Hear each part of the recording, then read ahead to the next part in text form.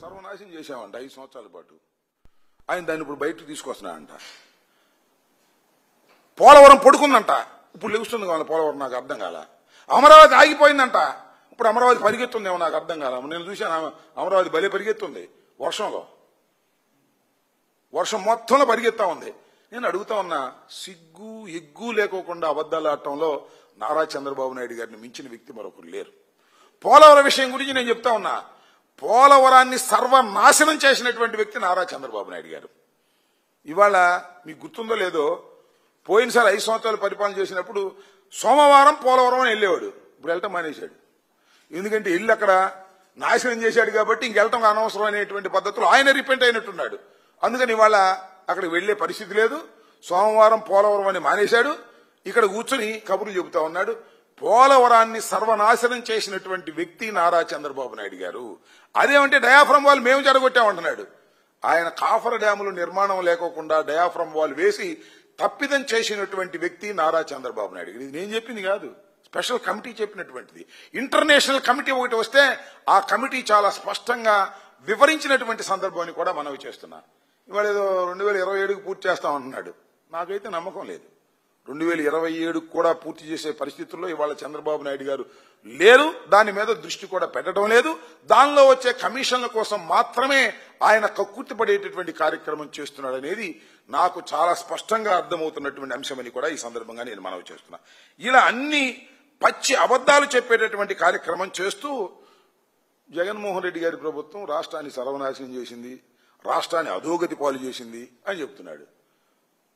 ఇందాక చెబుతున్నాడండి, 10 లక్షల కోట్లంట మేము అప్పు చేసింది. అంతకుముందు ఏం చెప్పారు? 6 లక్షల కోట్లని సభాముఖంగా చెప్పి ఇవాళ మళ్ళా 4 కలుపుతున్నాడు. అంతకుముందే ఎన్నికల ముందే 14 లక్షల కోట్లని చెప్పాడు. అన్ని అబద్దాలు చెప్పేటటువంటి కార్యక్రమం ఎందుకు తిరుగుతుంది? ఇప్పుడు చంద్రబాబు నాయుడు గారు వచ్చి సంవత్సరం అవుతుంది. ఇవాళ 2 లక్షల కోట్లు అప్పు చేసినటువంటి సందర్భం. ఎవరు ఎక్కువ చేస్తున్నారు? చంద్రబాబు నాయుడు గారు. అప్పుడు ఏమన్నారు మీరు? ఇది శ్రీలంక అయిపోతుంది, అప్పులు చేస్తున్నాడు జగన్మోహన్ రెడ్డి అన్నారు. ఇవాళ మీరు వచ్చి అంతకన్నా ఎక్కువ అప్పులు చేసేటటువంటి పరిస్థితికి వచ్చి మమ్మల్ని విమర్శించే నైతిక హక్కు మీకు ఎక్కడుంది అని ఈ సందర్భంగా నేను చెప్పదలుచుకున్నా. ఈ విధంగా అనేక విధాలుగా చంద్రబాబు నాయుడు గారు మమ్మల్ని విమర్శించేటటువంటి కార్యక్రమం చేస్తున్నారు. నేను ఒకటే చెబుతున్నా, జగన్మోహన్ రెడ్డి గారి పరిపాలనలో అనేకమైనటువంటి సంక్షేమ కార్యక్రమాలు అమలు చేశాం.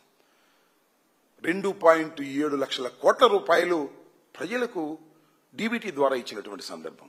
అంతేకాదు, గ్రామ స్థాయిలోనే అన్ని సమస్యలు పరిష్కరించుకునే విధంగా గ్రామ స్థాయిలోనే అన్ని కార్యక్రమాలు చేసినటువంటి మా ప్రభుత్వాన్ని ఇవాళ చంద్రబాబు నాయుడు గారు విమర్శించేటటువంటి కార్యక్రమం చేస్తున్నారు. అదేమంటే సింగపూర్ అంటాడు, ఇప్పుడు రాజధాని గురించి మాట్లాడుతున్నాడు. రాజధాని ఆగిపోయిందంట, ఇప్పుడు పరిగెత్తుందంట. మన సింగపూర్ వెళ్ళి వచ్చారు, ఏమైంది రాజధాని? వాళ్ళు ఏమైనా పెట్టుబడులు పెడతామన్నారా? ఎంత అభూత కల్పనలు చెప్తా అంటే చంద్రబాబు నాయుడు గారు సింగపూర్ ప్రభుత్వమే ఇక్కడ పెట్టుబడి పెడుతుందని చెప్పాడు. చివరికి సింగపూర్ ప్రభుత్వం కాదు పెట్టుబడి పెట్టేది, సింగపూర్లో ఉన్నటువంటి కొన్ని ప్రైవేటు కంపెనీలతో ఒప్పందం చేసుకుని వాళ్ళ దగ్గర కిక్ బ్యాక్స్ తీసుకుని రాజధానిలో డబ్బులు కాజేయాలని ప్రయత్నం చేశాడు. ఆ ఈశ్వర్ అనే వ్యక్తిని అరెస్ట్ చేసి లోపల పెట్టారు, అన్యాయం చేశారని, అవినీతికి పాల్పడ్డాడని. దాంతో మొత్తం గోల్మాల్ అయిపోయింది. ఇవాళ వెళ్ళి అడిగాడు, వాళ్ళు రామ పొమ్మన్నారు ప్రైవేట్ కంపెనీలు కూడా, వచ్చి మా మీద పడేటువంటి కార్యక్రమం చేస్తున్నాడు. ఇవాళ రాజధానిని కూడా సర్వనాశనం చేసేటటువంటి పరిస్థితిలోకి వచ్చాడు చంద్రబాబు నాయుడు గారు. ఎందుకంటే 53,000 ఎకరాలు ఉంటే అది పూర్తి చేయకోకుండా ఇంకా 43,000 ఎకరాలని తీసుకోవాలనేటువంటి ఉద్దేశంతో ఏమి లేదు, అన్ని తాకట్టు పెట్టి డబ్బులు తీసుకుందాం అంతే. డబ్బులు తీసుకోవడం, మామూలుగా టెండర్లు పిలవటం, దానిలో మొబిలైజేషన్ అడ్వాన్స్ 10% ఇవ్వటం, దానిలో 8% తీసుకోవటం, డబ్బులు పోగు చేసుకునే కార్యక్రమం చేసేటటువంటి పరిస్థితికి వచ్చాడు. అవన్నీ చూసేదంతా కూడా మన నారా లోకేష్ గారు, వారి కుమారుడు. ఆయన క్యాషు, రాజేషు, సూటు కేసు, లోకేషు, ఇది మొత్తం జరుగుతున్నటువంటి వ్యవహారం. సూట్ కేసులతో డబ్బులు తీసుకుని వ్యవహారం నడుపుతున్నటువంటి వ్యక్తి నారా లోకేష్ గారు. ఈయన కలిసి ఈ రాష్ట్రాన్ని సర్వనాశనం చేసే విధంగా ఇవాళ దిగజారిపోయినటువంటి కార్యక్రమాలు చేస్తున్నారు.